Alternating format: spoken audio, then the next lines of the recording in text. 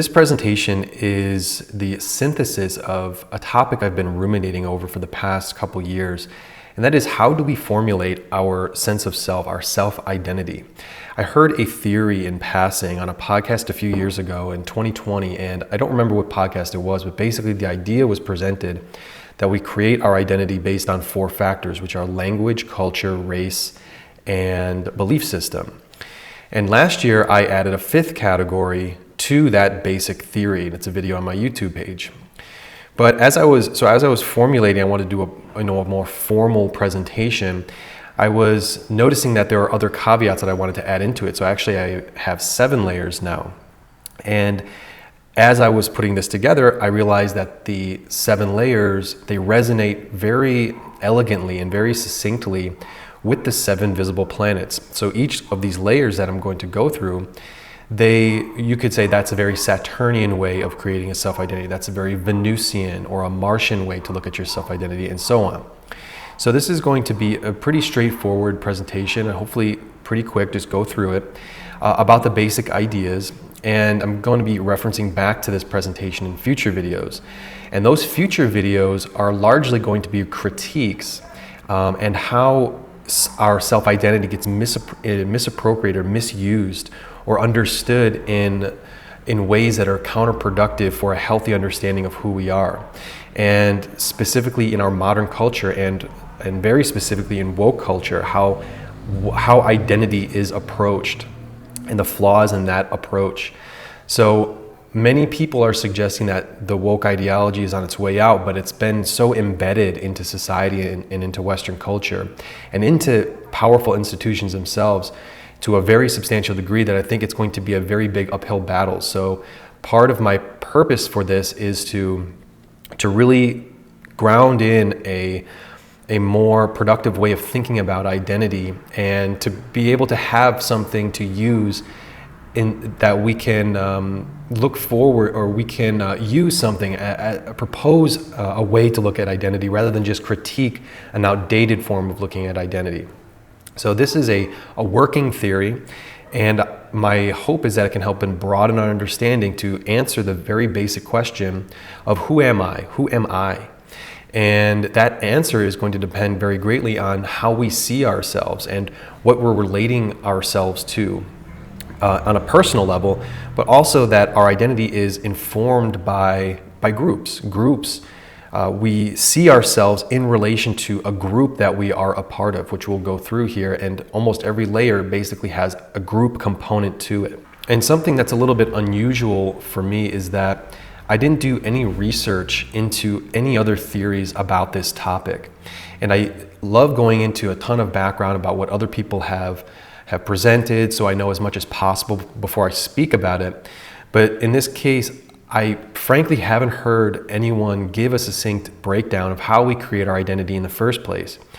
And it's kind of a blurry world. And if you just do a quick Google search, you're going to see so many other ways and kind of theories about where our identity comes from. But I just didn't want to dive into any of these other people's ideas. And I didn't want to take any inspiration from them. I wanted this to be more original. So I'm not going to be referencing anyone else's work. And so hopefully this is an original way of looking at it. But of course, I'm very curious about what you think in the comments, and how this system can be similar to other systems, or how it may be similar to other systems. And so please let me know what you think in the comments about how this can work. And there's a lot of possible interpretations that you can derive from it. So let's get into the layers. The 7 layers are: the first layer is our soul layer, our soul identity, ruled by the sun. The second is our psychological traits, ruled by the moon. The third are our actions, ruled by Mars. 4th is language, ruled by Mercury. The 5th layer is our belief system, ruled by Jupiter. Cultural customs, ruled by Venus. And our physical characteristics, ruled by Saturn. And if you're new to Vedic astrology, the Sun, Moon, Mars, Mercury, Jupiter, Venus, Saturn, that is the order of the planets. And it's encoded into our days of the week: Sunday, Moon Day or Monday, and so on. And then the final day is Saturn Day, Saturday. So that is the order of the planets, and I'm not going to get deeply into why that's the order of the planets. It doesn't have to do with the solar system, but this is the classical way of the sequence of the visible planets. And so the way that this system works is that the most interior of the layers is the soul, and then it branches outwards. Our psychology, the second layer, actions being the third, and so on. And so you can say that the first layer is the most internal, and then the seventh is the most external layer. And a couple things I want to qualify before I go into describing each layer is that each layer is a category all of its own, and they're not existing in isolation, so to say, in ourselves. So our identities are basically a weaving of the layers within one another, and they form this tapestry of the self. And the proportion of each layer that we incorporate into our comprehensive self-identity is going to vary between people. So that means one layer can be really important to a person while another layer is not as important to a person. So it's the proportion of each layer that a person will identify more or less with. But they all weave and they inform one another. They're not just set on their own. They're not just one category in our mind. They all work within and around one another. For example, our psychology, the second layer, informs what we do, our actions. There's an interaction between those two, but we can still separate them out and call them unique layers. And the second qualifier here is that we're not locked into experiencing the layers in chronological order. So we start with one, and then we move to two, and then we move to three. So it doesn't really work like that. We all discover different parts about ourselves at different points in time, so they're not chronological. And also, I don't believe that one layer is better than another layer in terms of its influence on what we base our self-identity on. And each layer is valid in and of itself to base one's identity on. If you want to base your identity on only your physical characteristics, that's a valid thing to do. So there's no kind of moral component. But there's an exception that I have, is that the seventh layer is the least healthy to base one's identity on, the most external parts of ourselves. And the first layer is the most healthy to base our identity on, the most internal layer.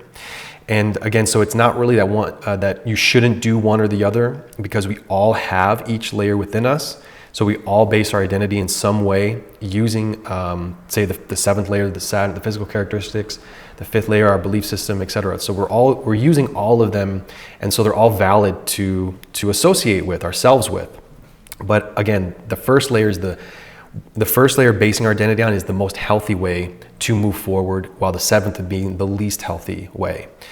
So let's just go right into it. I'm going to start with layer 7 and then move down into the first layer. So the seventh layer is our physical characteristics. So examples of saying, let's say, I am a white male, or I am tall, I have ADHD. That's a physical brain chemistry, say a disorder, or say I have autism. Those are all having to do with our physical bodies. So that includes skin color, our sexual organs, anything that has to do with identifying, gender identity. It's a very convoluted subject, but basically you're coming down and you're saying my sexual organs are incorrect to what my psychology is. So there's a big tangled web, and that would go into the second layer. That would be interacting with the second layer, our psychological traits. So there's an interaction there. But back to it, sexual organs, identifying oneself by, say, male or female. Physical brain chemistry, so some people will say I'm neurodivergent, I have something wrong with my brain chemistry which makes me who I am. Then of course our genetics, our genotype, which is the basis for our phenotype, the expression of the genetics. Our family of birth, which is it's an unchangeable physical aspect to ourselves, which then influences how we look, our physical characteristics, say our eye color or our hair color. Again, height, physical attributes, say muscles, or a curvaceous woman, identifying with how attractive we are. And then we have material possessions. So that's an important part of this layer, is that it's identifying your personality or identifying yourself, self-identifying with a big house or a car or having no money. I am poor, I am rich, associating with things that are physical and inanimate. And as I said, it's ruled by Saturn, and Saturn's the planet of our body consciousness. It's the planet of physical matter and of survival, the raw physicality, the physical things we need to do to survive. And of course, Saturn is the planet of our innate limitations in life, psychological, but also physical limitations. So the vast majority of people, they're going to build their self-identity based on biological traits and physical characteristics to some degree. But this is the most superficial identity marker because our body and our genetics are limited by the family we're born into and does not incorporate the complexity of the human experience beyond strict physicality.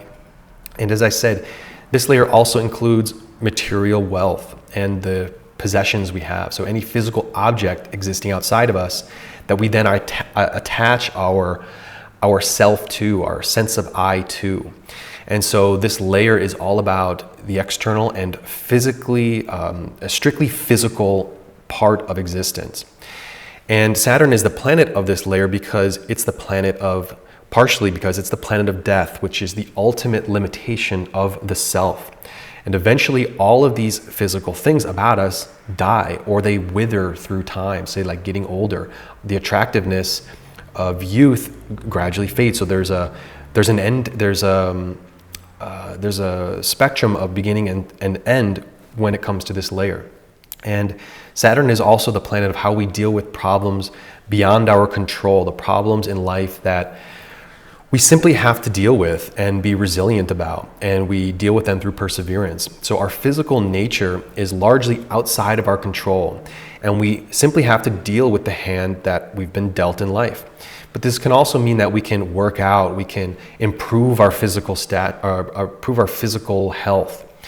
So there's a changeability to it. We can, improve we can say wear makeup, or we can, go to the gym. There's ways to affect our physical bodies. So it's not just you have this and that's it. There's a way to enhance it.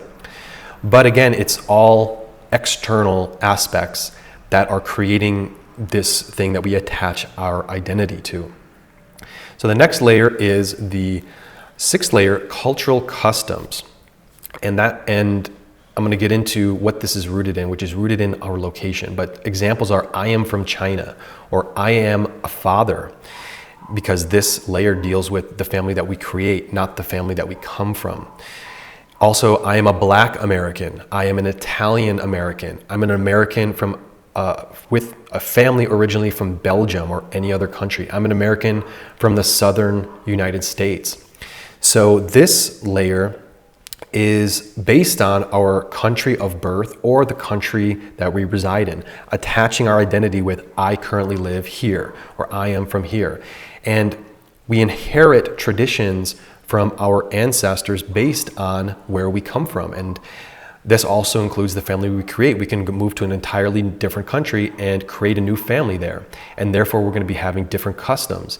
And we associate this family we created with our identity. I created this family because I connected with this other person. But the whole key to understanding this layer is that it's rooted in location. And societies differ from one another largely because of their geographical location. So there is an immense variety of factors that modify local customs of a population, such as the climate, the proximity to water, natural geographical features such as mountains or deserts or rainforests. And that influences the food that's able to be grown in that location and the available trade routes to get other foods and other goods. And so we naturally identify with the culture that we're raised in because it forms this baseline set of behavior and traditions and the social atmosphere we come to see as normal human activity. So despite all of the variation, all the variations between different cultures, we're basing our identity on, when we base our identity on our culture, we're basically basing our identity on where we come from physically, and that changes how a culture expresses itself. And this also includes incorporating experiences we get from other cultures and the relationships we have with people from other backgrounds and essentially the influence we get from other people. So this is the layer ruled by Venus. And Venus is the planet of relationships. It's the planet of culture, of entertainment. It's the planet of the food we eat and the drinks we drink. It's the planet of lifestyle, the way that we, the habits of our daily routine in a sense. And of course, trade, what we receive from other people. And so this is the Venusian way of looking at yourself based on these external circumstances that we were born into, and also the external circumstances that we're interested in learning more about, or basically when we're bringing in customs from other places, or just sticking with where we're born and living that out through our whole life. Say you're born in Mexico and you do things that people in Mexico do. You eat foods that people in your region of Mexico eat, and that's what you stick with. That is one way of identifying yourself and understanding who you are. I am Mexican. And all of these, you probably could guess by now, these are all just examples. I'm not saying that I'm Mexican because I'm not. But when you say that, that's a way of saying it. And think about how strong the idea of what a country is and and how that informs who people are. So when people say, well, I'm American and this is what Americans do, they're assigning themselves into a huge group context. And the fact is that you're not going to be like every other American, but there's something that you share with other Americans. And so this layer is, and I want to show this this interesting map, because this is a map that says the map of the races of Europe. And this comes from National Geographic magazine. I don't know what year, but as you can see, this is just kind of alludes to something that when people say, people from Europe are white, quote unquote, this map shows a very detailed examination of all the different, essentially, racial groups or genetic lines from different areas. So you have the Teutons of the Scandinavians and Dutch, and then you have the Germans, then you have British, and they're all color-coded. So there's all of this variety, and this goes into you can say this goes into the Saturn understanding the genetic identity of these different groups. But what this shows is that all of these different regions have they're all in different geographical locations, which totally create different cultures. So they're all, and then this massive green area is all of this area of Russia. There's these different sects of self-identities, and they're all going to be slightly variated from one another. It's not just this common way of thinking. They all are going to have this variety of external experiences that creates a unique cultural imprint that then they pass along and then they identify with. So this layer is the Venusian layer, because Venus is the planet of bringing things from outside of us, essentially being influenced by our environment, and then bringing them into our lives so that our lives are more comfortable or harmonious with our environment. And this layer is also the layer of decision making. Venus is also the planet of decision making. So to a little background, so Venus as the planet of making decisions. Technically, you could say on a certain level, we don't decide what culture we're born into. But on a soul level, I would say that we do decide what family and culture we're born into, because the soul, before being born, agrees that it decides the best circumstances for it to experience what it deserves to experience based on past actions from past lives, and also the best circumstances to grow in this lifetime. So in a deeper sense, we do choose what family we're born into, and what culture, and in what epoch. But in a very strict sense, when we're born, we have no memory of this process. So when we grow up, we're absorbing influences from outside of us, from the culture around us. But the decision-making part of it, what aspects of the cultural influence am I getting, and what am I holding on to? And what do I want to keep about the context I grew up in? What do I want to discard? So in any of these, if you look at this map, in any of these situations that you're born in, this certain culture, say it's the Yugoslavs, the southern aspect of the next to Italy. You see the Slavic, the light green. Say you're born in that part of the world, but then you interact with other subgroups of Slavs, say the Russian Slavs, and you like parts of that culture as well. You can incorporate what they do into your own life. So you're making decisions about which cultures you bring into your overall sense of identity, and you're also deciding, what do I want to keep from my culture still within me? And Venus, another reason why this is the Venus layer is because Venus is the planet of relationships and creating win-win circumstances with other people. And so these cultural customs, we're basically making exchanges with other people within our cultural context, but also from other contexts, and say trading physical things or trading information with other people from other groups. And also whether or not we should invest our time, our money, and our energy into learning about other cultures or embracing other cultures. And again, Venus is the planet of entertainment and the fine arts. And so what books do we read? What literature? What genres of art are we into? Our aesthetic sensibilities. These all has to do with culture. And these are Venusian decisions. So I'm into this, I'm into novels, or I'm into biographies. And this is what I'm into. This is the cultural, these are cultural aspects of the world around me that I like to bring into myself. And I therefore enrich myself, my self-identity, because I'm bringing in other cultures and other ideas about people from different geographical locations. So what I like about using the planets is that you can really dive into each layer, and the more that you know about a planet, it's really fertile ground to come up with new interpretations for each layer.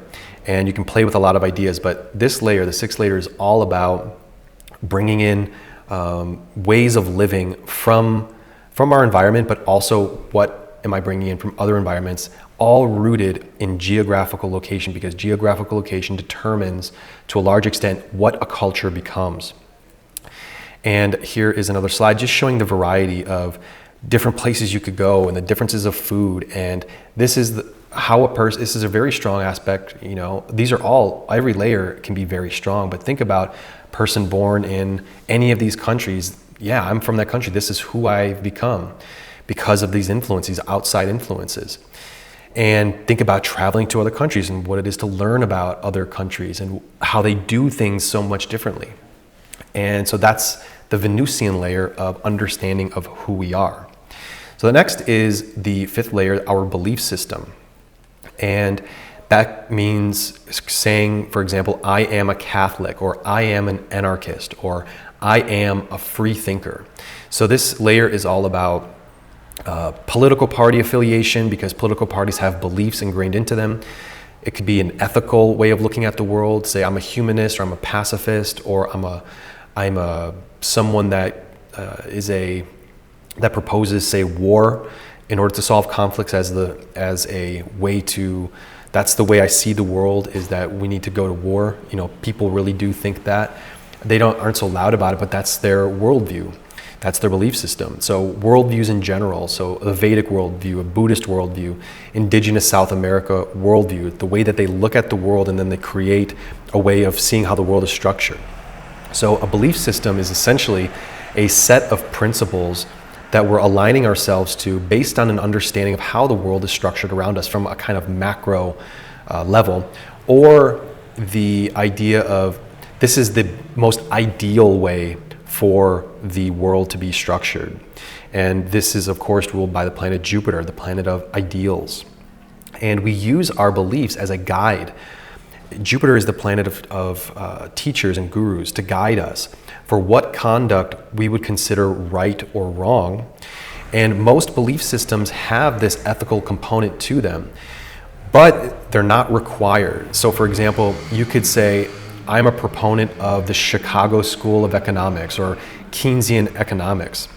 And that doesn't necessarily take an ethical stance on this is a right or wrong, but it's proposing the most optimal way for a course of action in terms of monetary policy and resources. So it's saying this is the best way we can structure the world so that people can live the best lives.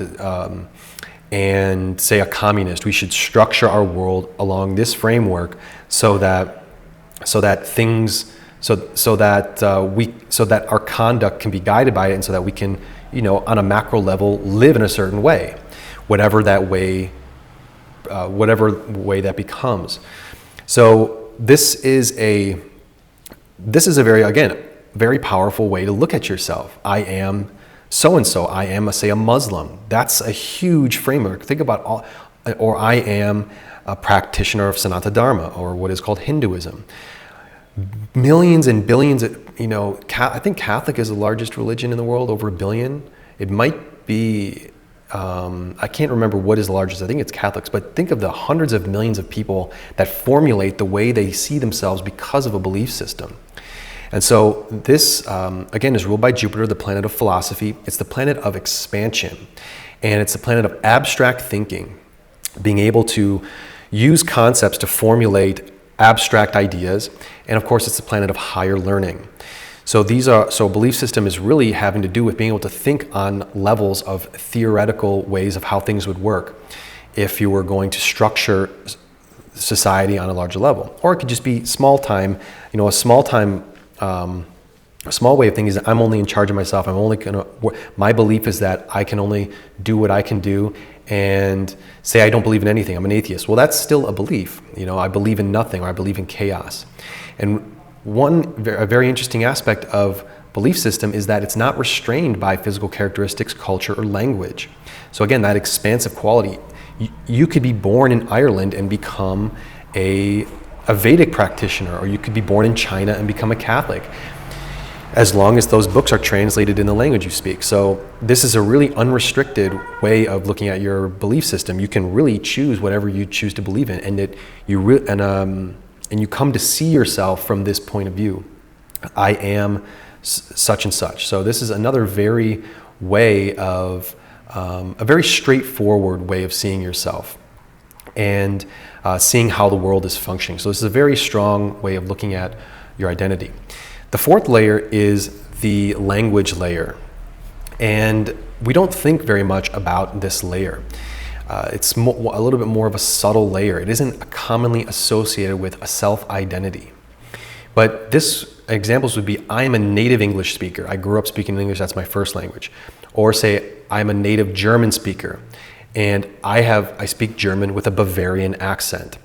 And so it's not, or you could say, I'm a native English speaker with a British accent from such and such region in England. So there's differentiations between dialects. Or you could say, I am multilingual, I can speak multiple languages. So this way of forming identity is based on the native tongue of a person and the way that they use the language, the dialect, and also the number of languages that a person can understand, speak, and write. So human beings have the most advanced capability for verbal and written communication. And it's a built-in aspect of human beings to be able to use language in a complex way. So every language that humans create formulates a unique way to describe and relate to the world around us. That's a really critical point. Each language sees the world in a unique way, which is based on the original meanings of the root words of the language, and also when languages combine combine words from other languages and then formulate, a unique, when you combine words and then you create a unique word. And also, again, this plays into where the traditions that a language is brought up in, the cultural conditions. There are certain sayings that languages have that come from, or idioms and metaphors that come from the daily experiences from whatever context that language was developed in. So in one language, they'll have a metaphor that is described in certain terms that have to do with farm animals or what have you, because when it was brought up, people had that specific farm animal, so they say the metaphor in a certain way. So languages create these rich understandings of being able to describe the world around us and see the world in specific ways. And this gets into an extremely deep conversation about linguistics and about how we change, how I didn't totally understand the power of language until I learned Portuguese, Brazilian Portuguese, and then also learning French. there's a way when you get into the technical aspects of it, you're really describing the world in a totally different way than just speaking in English. So can be a very overlooked layer of identity if a person does not have a lot of contact with people who don't speak their language. So if you're only always speaking one language your whole life, you take it for granted that language is a way that we see the world in a similar way as the people around us. So people who speak the same language are instantly relating to one another and understanding one another on a very intricate, overlooked level. Even if they're disagreeing about politics or a belief system or whatever, they're speaking the same language so they can understand each other in a fundamental way. But when two people have no common language, say except for gesturing or body language, they're instantly alienated. So they can't understand how the other person sees the world. There's a separation. So this is a very important group context that a group way of forming identity, and it informs our self-identity because it gives a sense of belonging to a group and being able to communicate with the other members of that group. So in this country, we only speak, say, English. This is our language here. Or say you go to China, you have to learn Mandarin or you have to learn Chinese to do things there. Or if you go to Russia, you can try to only speak English, but you're going to have to speak Russian in order to be able to identify with that mass group of people because they're seeing the world in a certain way. So people who are able to speak multiple languages, they're able to identify with other language groups, and therefore they're able to greatly expand how they can see the world and how they understand how other people see the world and how other people see the world in a fundamentally different way. So it's really important. This is a really key layer, and like I said, gets overlooked. And to help understand why it's such an important way to identify oneself, think about the conflict that's happening in Ukraine right now and in Russia, the Ukraine NATO-Russian war. The eastern regions of Ukraine that Russia has conquered in the past couple years, the majority of the people in those regions are ethnically Russian, and so they have the cultural customs of Russia, and they speak Russian. And so they identify with the Russian mindset and the Russian country as a whole. And so they want to be a part of Russia. So these people, not all of them, but in these eastern regions, they don't connect with the Ukrainian language and they want to speak Russian. So they're not native Ukrainian speakers, to my understanding. And so so their language group is a very strong way that they're identifying, well, look, we speak Russian, we want to be a part of Russia. And not just because their parents were Russian speakers, but they are practicing the same traditions in the same language, and also the Russian Orthodox Church. So, and you can think about in all these types of conflicts, one of the things that happened when a lot of native tribes were conquered in the United States, they had their own languages, obviously. One of the ways to dehumanize and to demoralize a population is to prevent them from speaking their native language and forcing them to learn and to speak in the language that you, the conqueror, say that they have to speak in. So that was English. So they prevented the people from being able to speak their native languages, which then disassociated themselves from their identity group.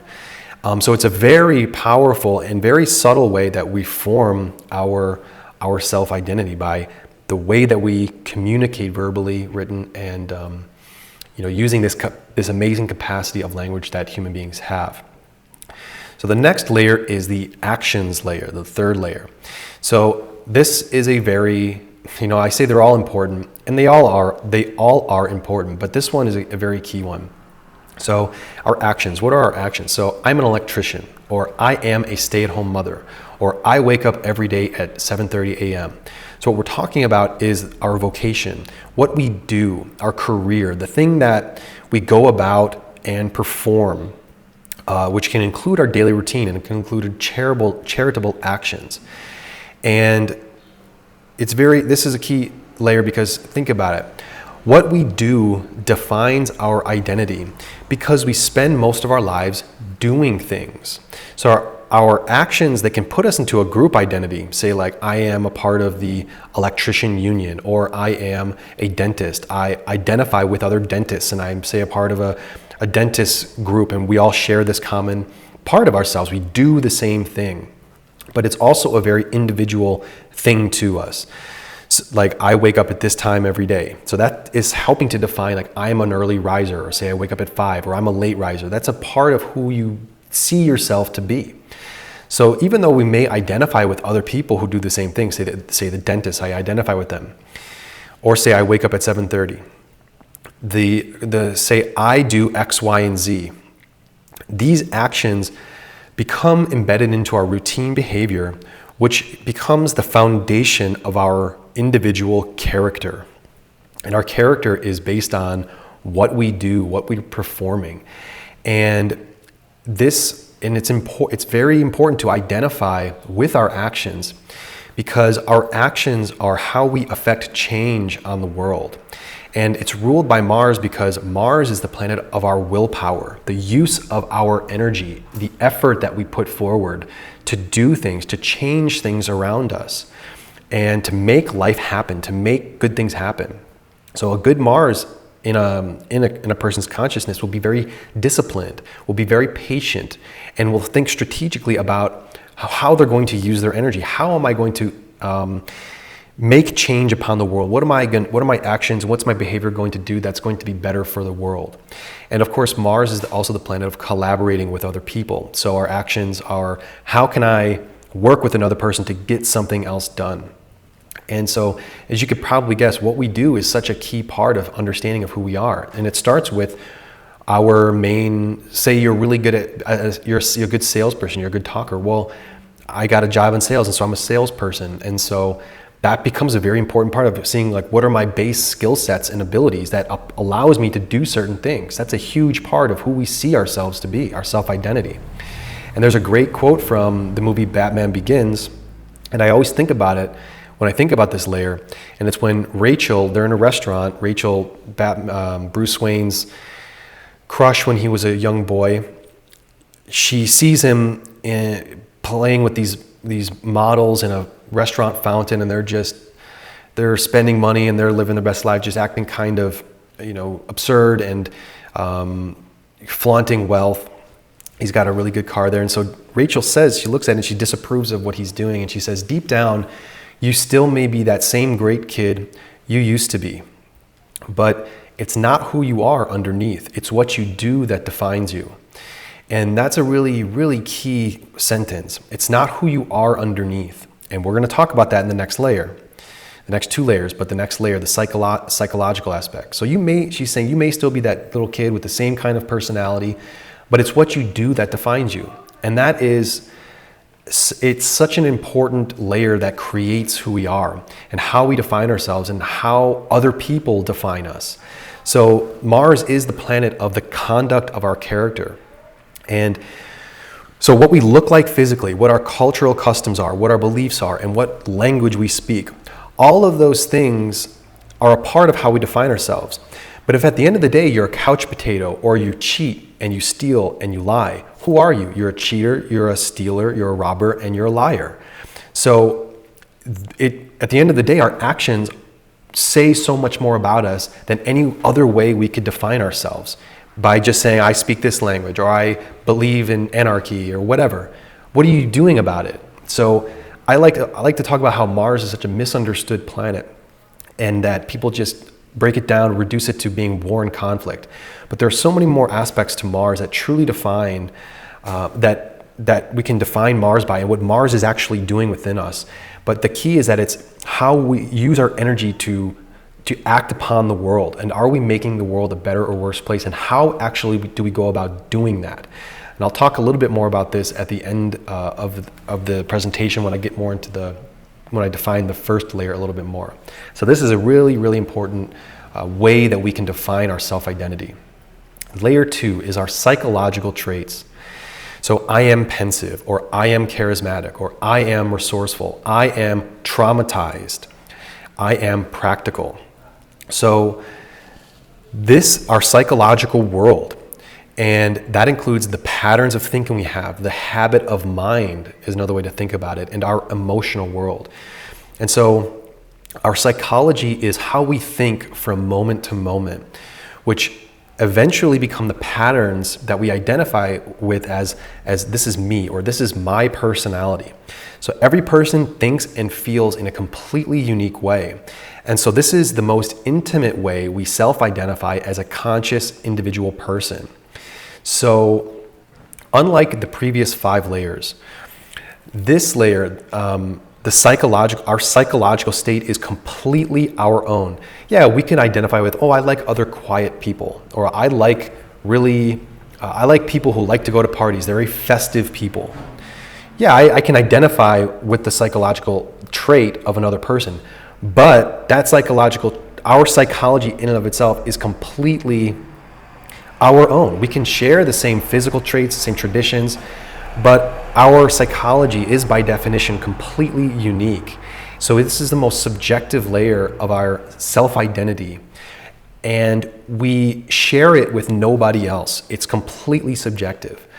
And this is ruled by the moon, the planet of our subjectivity. It's the planet of our ego, which our ego is the awareness that we're a separate and therefore different person from everybody else.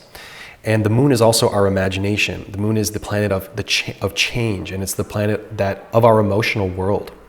And in Vedic astrology, the moon is the planet, we say, of our self-identity, and because it's the ego consciousness.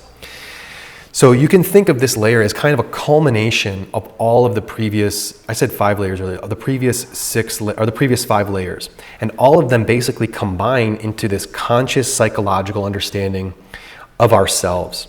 So that's the kind of larger picture, that the moon is when you combine all those other things and you say, okay, this is my personality. But in a more general, simplistic sense, this layer is our way of thinking. It's our unique psychology in a kind of a general way to understand it.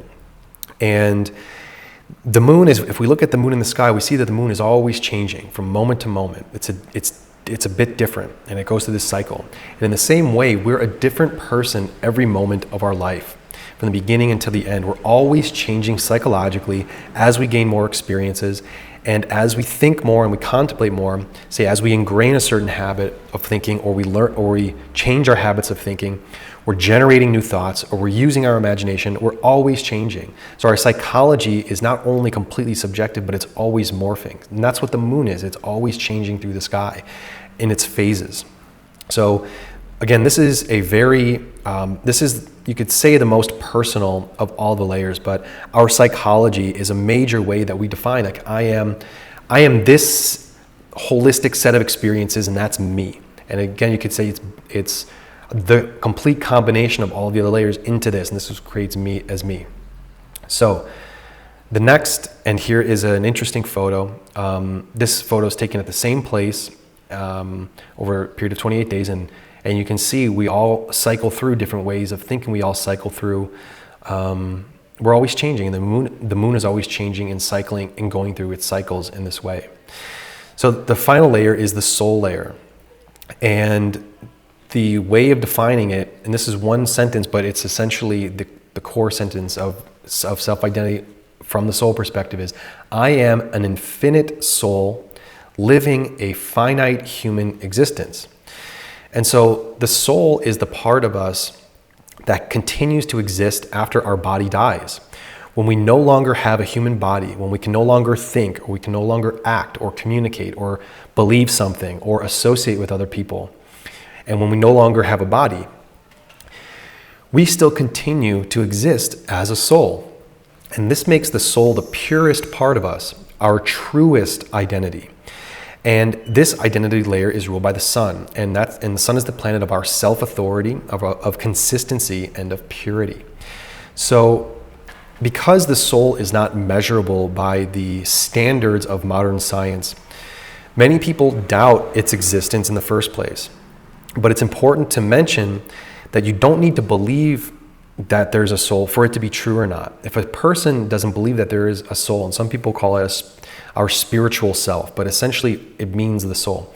If they don't believe that, they'll just have to wait until they die to see if they were right or not. And if it's just blackness and there's no such thing as life after death and what have you. But when we embrace the soul as the truest part of ourself, we can then wonder, where was the soul before I was born? Where is it going after I die? So if our soul was on the earth previously, it must have lived in a completely different body or bodies, and thus have had completely different experiences than this lifetime. So that means all the other layers were different in other lifetimes. But what's the same? The soul is the same. So in other words, we've had a bunch of other self-identities in the past. And that throws into question the importance that we should be placing on the other self-identities if all of those have changed. But one thing about us that has never changed is this core soul. So layers 7 through 2 are finite. They're temporary layers of our identity that can change throughout our life. And they also change at the end when we die of our life. They no longer exist. They only exist in the memory of other people, or they can exist in the soul's memory. But since the body is no longer there, that identity becomes obsolete. It's no longer there. And even the 7th layer of our body consciousness, this, as I was saying, we can change our bodies. Our bodies can change, and even think about epigenetics. Epigenetics is when our actual genetic code can actually morph over time. But in contrast, our soul is infinite and it's permanent. It never changes. It accumulates experiences to it that then inform how it's going to, say, manifest in a future life. And I talk about samskaras, and that's a whole other topic I'm not going to get into. But we always have a soul, no matter what happens to the other identity layers. There's this pure part of us. So understanding the soul nature puts every other identity nature into a totally different perspective than, say, if a soul didn't exist. So this layer is the most powerful and consequential when it comes to answering that question of who am I? If you're an infinite soul then your finite human existence, it's not that it's unimportant, but that since all that ends, why not get in contact with the part of you that doesn't end and understand what the soul is telling us to, what is it when we speak with our soul, when we speak with the divinity within us, with God within us. The kingdom of heaven is within you. When we get in contact with that, it totally changes not only our perspective on life, but also how we go out behaving and what we actually spend our times doing, or what we consider as important in our life. So a couple final thoughts I want to have, and this is a depiction of what the soul, and the soul is within the heart, and where the soul emanates from, and why. So this is just a graphic representation of the divinity within us in our heart. So as a kind of a wrap up, and some final thoughts, our identity, it is a choice. We decide which layers are most important to us, and we're basing our self-understanding upon it. So my argument is that when we incorporate the soul into our understanding of our self-identity, every other layer has less pull and influence to it. So it's the concept of I and me. With all of the other layers, they don't have as much power to influence our self-identity if we understand the core of who we are as a being that doesn't die when our body dies. And even when we know ourselves to be as an infinite soul living a finite human experience, we can still build positive and healthy self-understandings with the other layers. So it's not that, as we peel off the layers of the onion and we get to the soul, that everything else is unimportant. We still have to live our lives. We still have cultural customs. We still have a language. We still have to deal with who we are and why we're here in the context of knowing that we have a soul. So each layer is going to have an impact on our lives. And it's all about what is the extent of that layer's impact. And the more that we understand the soul's importance in defining ourselves, the more we can see that the Mars layer of action, we have more purpose, and we have more this ability to actually go out and do. and with more resolve and with more energy. When you understand this, the soul has a purpose, the response is not, I'm going to do nothing. Well, why am I here? To do nothing? To just contemplate that idea? No, we're here for a reason. We're here. Our soul has a plan for us. And so that action layer becomes very important. And the sun and Mars are both male fire planets. So these are two really key planets. And I would say these are, when we start, and it's not a chronological, so I try to stay with the understanding of chronological. But let's take these first three layers. When you think about moving outwards, so we start with this understanding of the soul, and we're moving outwards. From the soul perspective, we can think about who we really are, and it has this psychological impact on us, the moon layer, which grounds our self-identity into knowing our personal self. So our identity and our psychology is morphed, and we think about ourselves. Our habits of thinking has changed from that initial understanding of a pure soul. And then from that conscious psychological shift, our ability to act in that Mars layer, our behavior will then change in a positive way, and our ability to affect positive change on the world is greatly increased. So then you have that 1, 2, 3 movement, those three key sections. So the soul, so there is an outward action. So then all the other layers, they're basically already there. Our language, what our native tongue is, we can change our belief systems, but we have a general belief system, cultural customs, physical characteristics. Those are all key, but those first three layers are really important to create a grounded and healthy sense of what we should really base our self-identity on. So that is my general working theory of the 7 layers of self-identity. I'm sure I'm going to be returning back to this and modifying, or maybe not modifying totally, but adding some elements or contemplating it more, or kind of coming up with new kind of interpretations, especially using the planets. But this is to help us get a framework of how do we answer the question of who am I? And how do we do that in a dynamic way? Because it is a very dynamic process. And we have all of these layers interacting simultaneously, and we're changing as we get older. We may de-emphasize a certain layer. We may go into another layer, or so there's a period of time where I'm really into this belief system, or then I'm really into learning this new language. So there's always this change that's happening. One can be much more important part to our understanding, another can become less important, and so forth. So I'll be referencing back to this video as I make other videos about more of critiques of how people in modern life, they're not incorporating this complex and dynamic way of thinking about who we are. They're essentially sticking to that, to either physical characteristics, and they're generalizing people based on a lot of different things, which are essentially unhealthy ways of seeing the true nature of who we really are, which is this layered self-understanding. And there's so much variety, and we're all different because we have these different interactions with these different layers. So hopefully you enjoyed the presentation.